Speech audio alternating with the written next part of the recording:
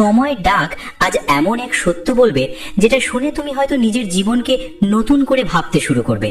কারণ এই সত্য কোনো আধুনিক ডাক্তারি বই থেকে নয়, এসেছে 2000 বছরের পুরনো চরক সংহিতা থেকে, যেখানে বলা হয়েছিল মানুষের শরীর দুর্বল হয় না, আগে দুর্বল হয় মানুষের মন। তুমি হয়তো ভাবো ক্লান্তি আসে কাজের চাপে, শক্তি কমে বয়সের কারণে, কিন্তু আয়ুর্বেদ বলে প্রতিদিন যে চিন্তা তুমি বয়ে বেড়াও সেই চিন্তাই ধীরে ধীরে তোমার ভেতরের শক্তিকে খেয়ে ফেলে, নীরবে, শব্দহীনভাবে। চরক সংহিতায় বলা হয়েছে মানুষ যখন অতিরিক্ত দুশ্চিন্তা করে, ভয় পায়, ভবিষ্যৎ নিয়ে অস্থির থাকে, তখন তার প্রাণবায়ু অশান্ত হয়ে ওঠে। আর এই প্রাণবায়ু অশান্ত হলে শরীরের ভেতরের অগ্নি ঠিকভাবে কাজ করতে পারে না। অগ্নি ঠিক না থাকলে খাবার যত ভালোই হোক তা থেকে শক্তি তৈরি হয় না, শুধু বোঝা তৈরি হয়। এই বোঝাই ধীরে ধীরে শরীরের রসকে দুর্বল করে দেয়। রস দুর্বল হলে রক্ত দুর্বল হয়, রক্ত দুর্বল হলে মাংস, মেদ, অস্থি, মজ্জা একে একে ক্ষয় হতে থাকে, আর শেষ পর্যন্ত ক্ষয় হয় শুক্র ধাতু, যেটাকে আয়ুর্বেদ মানুষের জীবনী শক্তির শেষ স্তর বলে। এখানে খুব গুরুত্বপূর্ণ একটা কথা আছে। শুক্র ধাতু মানে শুধু শারীরিক বিষয় নয়, শুক্র ধাতু মানে মানুষের আত্মবিশ্বাস, স্থিরতা, সিদ্ধান্ত নেওয়ার ক্ষমতা, জীবনের প্রতি আগ্রহ। যখন এই ধাতু দুর্বল হয় তখন মানুষ অল্পতেই ভেঙে পড়ে, ছোট সমস্যাকে পাহাড় মনে হয়, নিজের উপর বিশ্বাস হারিয়ে ফেলে। চরক স্পষ্টভাবে লিখেছেন, যে ব্যক্তি দীর্ঘদিন দুঃখ, রাগ, ভয় আর অতিচিন্তার মধ্যে থাকে সে নিজের শরীরের সবচেয়ে মূল্যবান শক্তিকে ধীরে ধীরে নষ্ট করে দেয় নিজের অজান্তেই। তুমি হয়তো খেয়াল করেছো, যেদিন মন শান্ত থাকে সেদিন কম ঘুমেও শরীর হালকা লাগে, আবার যেদিন মন ভারী থাকে সেদিন বিশ্রাম নিয়েও ক্লান্তি যায় না। আয়ুর্বেদ বলে মন যখন অস্থির থাকে তখন শরীর সারাক্ষণ নিজেকে সামলাতে শক্তি খরচ করে, ফলে উন্নতির জন্য যে শক্তি থাকার কথা তার অবশিষ্ট থাকে না। এই কারণেই চরক সংহিতা বলে চিকিৎসা শুরু হয় ওষুধ দিয়ে নয়, শুরু হয় চিন্তার শুদ্ধি দিয়ে। যে মানুষ নিজের মনকে প্রতিদিন ভয় আর দুশ্চিন্তার আগুনে পোড়ায় তার শরীর একদিন না একদিন সেই আগুনের ছাপ বহন করবেই। এই ক্ষয় হঠাৎ দেখা যায় না, কিন্তু একসময় মানুষ নিজেই বলে ওঠে আমি আগের মতো নেই।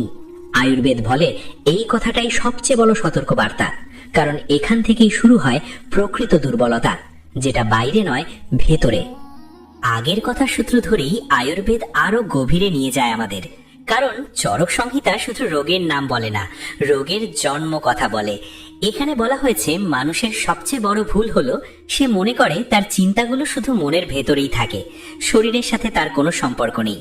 কিন্তু আয়ুর্বেদ বলে মন আর শরীর আলাদা কিছু নয়, মন হলো শরীরের সূক্ষ্ম রূপ আর শরীর হলো মনের স্থূল রূপ।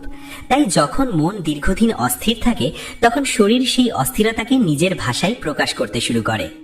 চরক সংহিতায় উল্লেখ আছে অতি চিন্তা মানুষের নাড়িকে শুষ্ক করে দেয়, শ্বাসকে অগভীর করে তোলে আর হৃদয়ের ছন্দকে অস্থির করে দেয়। এর ফলে শরীর সারাক্ষণ এমন এক অবস্থায় থাকে যেন সে বিপদের জন্য প্রস্তুত, যদিও বাস্তবে কোনো বিপদ নেই। এই অকারণ সতর্ক অবস্থায় ধীরে ধীরে শরীরের শক্তিকে নিঃশেষ করে দেয়। মানুষ তখন অল্পতেই ক্লান্ত হয়, মনোযোগ ধরে রাখতে পারে না, স্মৃতি দুর্বল হতে থাকে আর নিজের ভেতরে এক ধরনের শূন্যতা অনুভব করে। আয়ুর্বেদ বলে এই শূন্যতা আসলে শক্তির অভাব নয়, শক্তির অপচয়। শক্তি তৈরি হচ্ছে কিন্তু তা শান্তভাবে জমা হতে পারছে না, কারণ মন স্থির নয়। চরক বলেছেন যে ব্যক্তি দিনের বেশিরভাগ সময় ভবিষ্যৎ নিয়ে ভয় পায় বা অতীত নিয়ে আফসোস করে সে বর্তমানের শক্তি হারায়। বর্তমানে শক্তি হারানো মানেই জীবনের রস শুকিয়ে যাওয়া। এই রস শুকিয়ে গেলে শরীরের ভেতরের স্নিগ্ধতা কমে যায়, ঘুম হালকা হয়, ক্ষুধা অনিয়মিত হয়ে পড়ে আর মানুষ অকারণেই দুর্বল অনুভব করে। এখানেই আয়ুর্বেদ আধুনিক চিন্তার থেকে আলাদা হয়ে যায়, কারণ আধুনিক দৃষ্টিতে এগুলোকে আলাদা আলাদা সমস্যা বলা হয়, কিন্তু চরক সংহিতা বলে এগুলো সব একই সমস্যার বিভিন্ন রূপ। মন যখন শান্ত নয় তখন শরীর নিজের সুর হারিয়ে ফেলে, এই সুর হারানোই হলো প্রকৃত রোগের শুরু। চরক আরো বলেন মানুষের শরীর প্রকৃতিগতভাবে নিজেকে সুস্থ রাখতে জানে, কিন্তু মন যদি প্রতিদিন তাকে বাধা দেয় তাহলে শরীর একসময় হাল ছেড়ে দেয়। তখন মানুষ বলে আমার কিছু ভালো লাগে না, কিছু করার ইচ্ছা নেই, জীবনের রং ফিকে হয়ে গেছে। আয়ুর্বেদ বলে এই অবস্থায় সবচেয়ে বিপজ্জনক, কারণ এখানে রোগের নাম নেই কিন্তু রোগ গভীরে ঢুকে গেছে। এই অবস্থায় ওষুধ কাজ কম করে, কারণ ওষুধ শরীরকে ছোঁয় কিন্তু সমস্যার মূল থাকে মনে। তাই চরক সংহিতা স্পষ্টভাবে জানায়, মনকে বোঝা না গেলে শরীরকে বাঁচানো যায় না।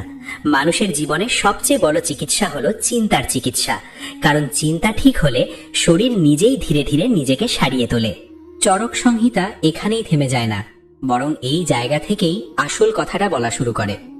আয়ুর্বেদ জানে মানুষের মন শুধু ভাবনার জায়গা নয়, মন হলো সিদ্ধান্তের জন্মস্থান। মানুষ যা ভাবে ধীরে ধীরে তাই হতে শুরু করে।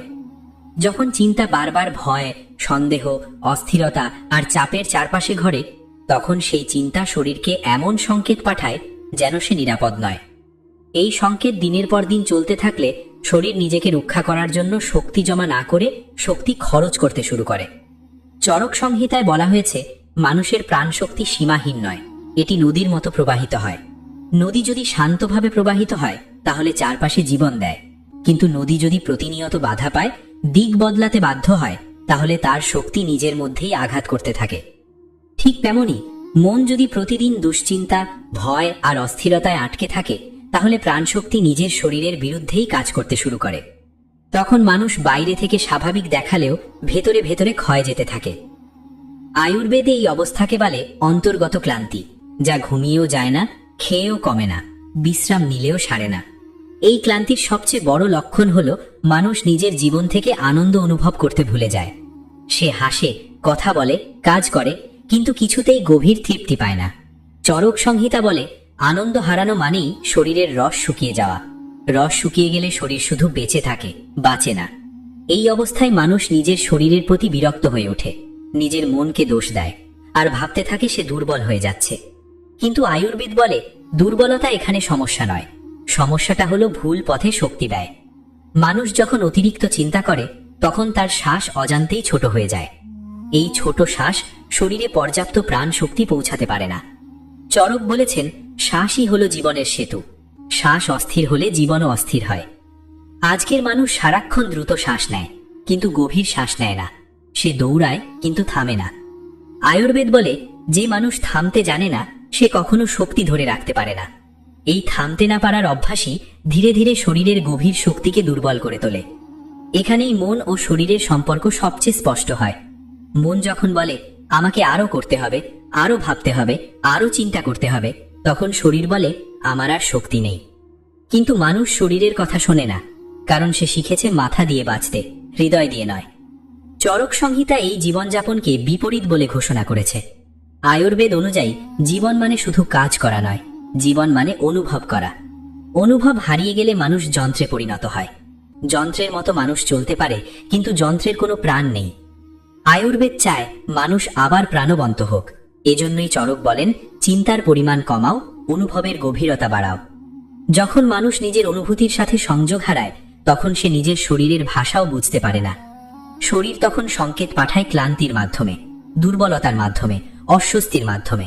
কিন্তু মানুষ সেই সংকেতকে উপেক্ষা করে ওষুধ খায়, পরামর্শ নেয়, কিন্তু নিজের জীবনযাত্রা বদলায় না।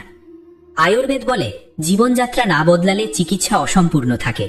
এই কারণেই প্রাচীন আয়ুর্বেদে রোগ সারানোর আগে মানুষকে বোঝানো হতো তার জীবন কিভাবে চলছে। চরক সংহিতা আজও আমাদের সেই কথাই মনে করিয়ে দেয়। শরীর তোমার শত্রু নয়, শরীর তোমার বার্তাবাহক। সে তোমাকে জানাতে চায় তুমি ভুল পথে হাঁটছ। যদি তুমি মনকে শান্ত করো, চিন্তাকে সীমিত করো, শ্বাসকে গভীর করো, তাহলে শরীর নিজেই ধীরে ধীরে তার হারানো শক্তি ফিরিয়ে আনতে শুরু করবে। চরক সংহিতা এই জায়গায় এসে মানুষের জীবনের সবচেয়ে সূক্ষ্ম সত্যটাকে স্পর্শ করে, যেটা আমরা আধুনিক জীবনে প্রায় ভুলেই গেছি। আয়ুর্বেদ বলে, মানুষের শক্তি আসলে নষ্ট হয় না, মানুষের শক্তি ছড়িয়ে পড়ে। যখন জীবনের লক্ষ্য পরিষ্কার থাকে, মন স্থির থাকে, তখন শক্তি একটা পথে প্রবাহিত হয়। কিন্তু যখন মন একসাথে অনেক দিকে ছুটে বেড়ায়, তখন সেই শক্তি আর জমা হতে পারে না। মানুষ ভাবে সে অলস হয়ে যাচ্ছে, কিন্তু বাস্তবে সে অতিরিক্তভাবে বিভক্ত হয়ে পড়েছে। চরক সংহিতায় বলা হয়েছে, একসাথে অনেক কিছু নিয়ে ভাবা মানেই নিজের শক্তিকে টুকরো টুকরো করে ফেলা। এই টুকরোগুলো কোথাও পূর্ণতা পায় না, ফলে মানুষ সারাদিন ব্যস্ত থেকেও ভেতরে ভেতরে শূন্য অনুভব করে। এই শূন্যতাই ধীরে ধীরে শরীরের গভীর স্তরে প্রভাব ফেলে। আয়ুর্বেদ বলে, যখন মন স্থির থাকে না, তখন শরীর তার স্বাভাবিক ছন্দ হারায়। এই ছন্দের ভাঙন প্রথমে আসে ঘুমে। ঘুম হালকা হয়, স্বপ্ন বেশি হয়, ঘুম ভেঙে যায় অকারণে। মানুষ ভাবে এটা তেমন কিছু নয়, কিন্তু চরক বলেছেন ঘুম ভাঙা মানে শরীরের শক্তির পাহারা ভেঙে যাওয়া। এরপর প্রভাব পড়ে ক্ষুধায়। ক্ষুধা হয় কখনো বেশি, কখনো কম। খাবারের প্রতি আগ্রহ হারিয়ে যায়, অথচ শরীরের প্রয়োজন বাড়তে থাকে। এই অসামঞ্জস্য শরীরের রসকে আরো দুর্বল করে দেয়। রস দুর্বল হলে শরীরের ভেতরে স্নিগ্ধতা কমে যায়, শুষ্কতা বাড়ে, মন খিটখিটে হয়ে ওঠে। মানুষ তখন ছোট কথায় রেগে যায়, ধৈর্য হারায়, নিজের কথার উপরই নিজের নিয়ন্ত্রণ থাকে না।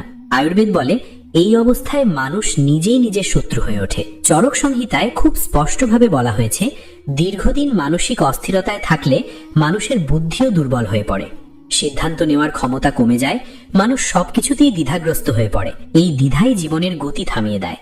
মানুষ তখন কাজ করতে চায় কিন্তু শুরু করতে পারে না, শুরু করলেও শেষ করতে পারে না। এই অসম্পূর্ণতা আবার নতুন চিন্তার জন্ম দেয়, আর সেই চিন্তা আরো শক্তি খরচ করে। এইভাবে মানুষ একটা চক্রের মধ্যে আটকে যায়, যেখান থেকে বের হওয়া কঠিন হয়ে পড়ে।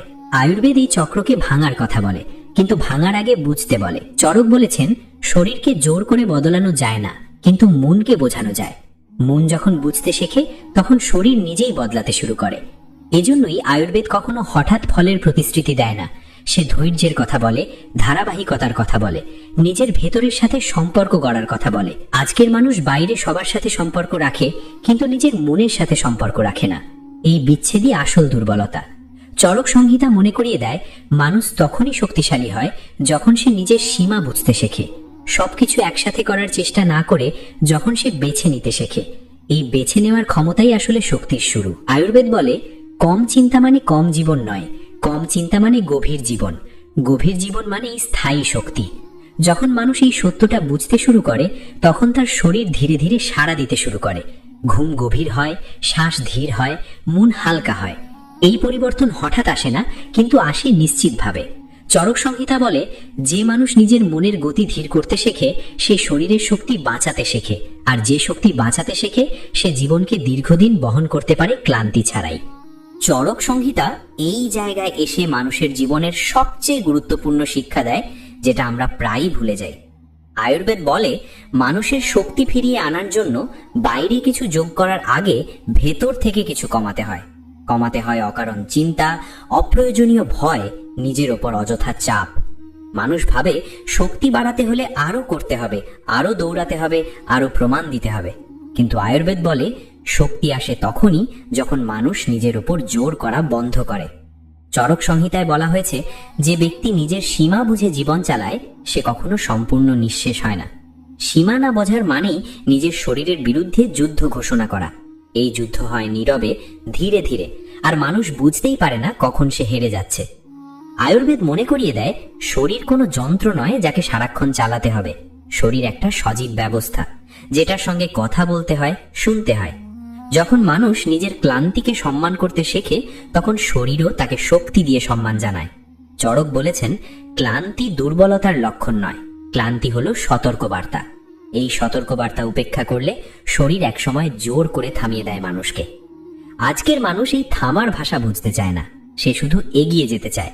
কিন্তু আয়ুর্বেদ বলে থামা মানেই পিছিয়ে যাওয়া নয়, থামা মানেই নিজের দিকে ফিরে আসা। নিজের দিকে ফিরে এলে মানুষ আবার নিজের শ্বাস টের পায়, নিজের চিন্তা বোঝে, নিজের অনুভূতির সাথে যুক্ত হয়। এই সংযোগটাই আসল শক্তি।